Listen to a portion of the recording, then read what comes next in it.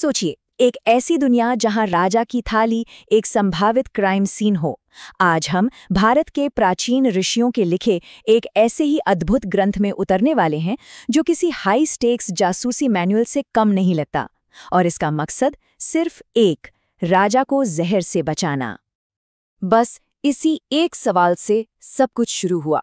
प्राचीन ऋषियों ने फूड सेफ्टी के इस जीवन और मृत्यु वाले सवाल को उठाया। ये सिर्फ सेहत की बात नहीं थी, ये तो अस्तित्व की लड़ाई थी। प्राचीन राज्यों में एक राजा के लिए सबसे बड़ा और सबसे करीबी खतरा क्या था? जहर। हर एक निवाला एक संभावित मौत की सजा बन सकता था। और इसीलिए राजा को बचाना सिर्फ एक इंसान को बचाना नहीं था, ये तो पूरे राज्य, उसकी नींव और उसकी प्रजा को बचाने जैसा था। राजा की जिंदगी पर ही तो पूरे राज्य का भविष्य टिका था। तो फिर इस कहानी का हीरो कौन है? वो है प्राणाचार्य, यानी शाही वैद्य, जो रक्षा की पहली और सबसे जरूरी कड़ी था। चलिए देखते हैं कि इस शाही वैद्य की जिम्मेदारियां कितनी असाधारण थी। देखिए, प्राणाचार्य का काम सिर्फ दवा देने तक ही सीमित नहीं था। वो तो एक तरह के काउंटर इंटेलिजेंस ऑफिसर थे। उन्हें राजा के खाने पीने से लेकर कपड़े, बिस्तर, यहाँ तक कि गहनों पर भी हर चीज पर नजर रखनी पड़ती थी। उनकी एक चूक का मतलब था राजा की मौत।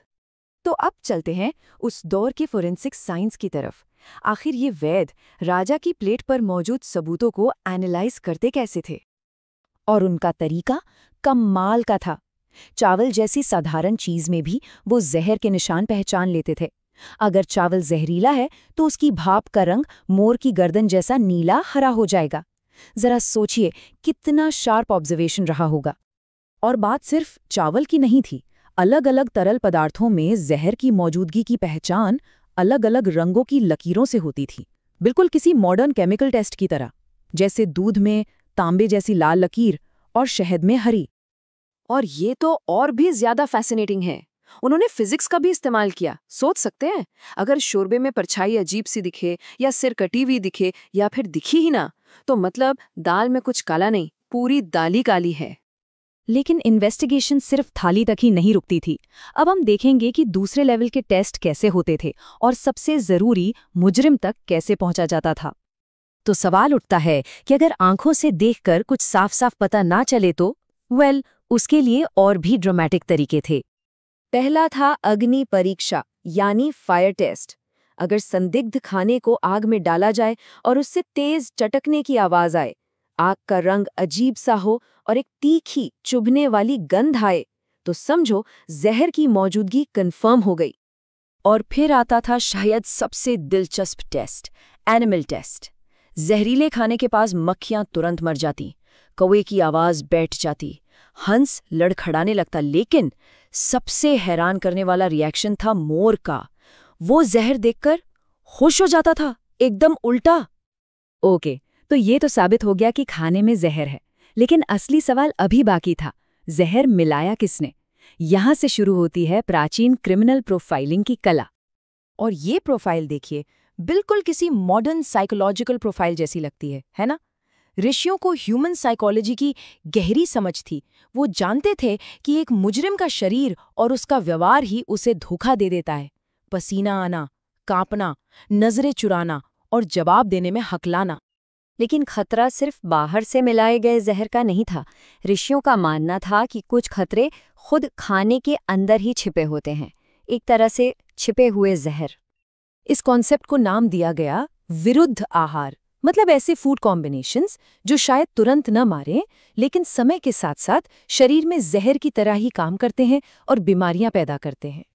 जैसे कुछ उदाहरण देखें, दूध के साथ कोई भी खट्टी चीज खाना मना था, या फिर सूअर के मांस को सही के मांस के साथ पकाना।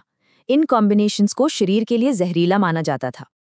और इस मामले में उनकी सलाह तो कमाल की मॉडर्न है।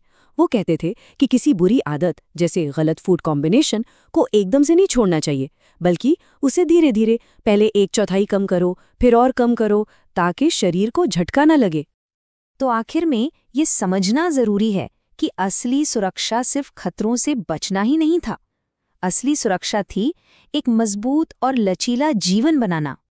ऋषियों ने स्वास्थ्य के लिए एक होलिस्टिक अप्रोच दिया। उनके हिसाब से 3 पिलर्स थे जो शरीर रूपी घर को संभालते हैं। सही खाना, पूरी नींद और जीवन में संयम। यहाँ तक कि उनका कहना था कि हमारा निजी व्यवहार भी मौसम के हिसाब से होना चाहिए ताकि जीवन शक्ति बनी रहे। जैसे सर्दियों में ज्यादा आज़ादी, लेकिन गर्मियों और बारिश में संयम। और इस ग्रंथ का जो आखिरी और सबसे शक्तिशाली मैसेज है, वो है विश्वास और ज्ञान के बारे में। एक राजा की जिंदगी तभी लंबी और सुरक्षित हो सकती है जब वो अपना शरीर एक कुशल और दयालु वैद्य को सौंपता है। तो आखिर में एक सवाल, आज के इस दौर में जहां कॉम्प्लेक्स सप्लाई चेन्स हैं, प्रोसेस्ड फूड्स हैं और हमें ठीक से पता भी नहीं होता कि हमारी प्लेट पर जो है वो आ कहाँ से रहा है, क्या ये प्राचीन जासूसी पुस्तिका हमें अपने खाने को लेकर थोड़ा और जागरूक, थोड़ा और सावधान रहना नहीं सिखाती?